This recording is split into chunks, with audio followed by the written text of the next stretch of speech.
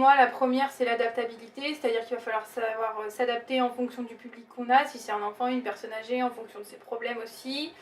La deuxième, c'est être à l'écoute et n'avoir aucun jugement, puisque forcément, parfois, on va vous raconter des histoires qui peuvent être difficiles à entendre ou qui peuvent vous surprendre, mais il faut quand même garder un regard neutre et ne pas avoir un regard avec du jugement, et toujours positif. Pour être diététicienne, il faut être altruiste, avoir envie d'aider les autres. Et je pense qu'il faut aimer les sciences.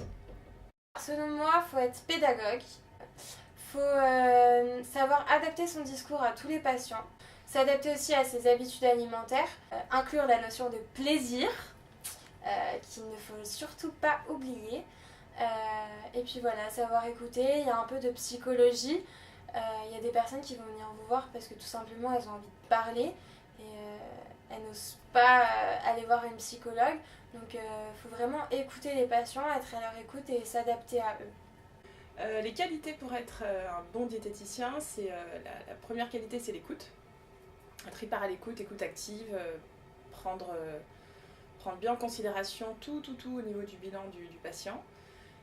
Avoir de l'empathie, pas forcément de la projection, mais avoir beaucoup d'empathie, être très rigoureux, être quand même, avoir de sacrées connaissances et surtout bien sentir la personne, bien voir les choses qu'on dit pas forcément, tout ce qui est gestuel, tout ce qui est communication non verbale.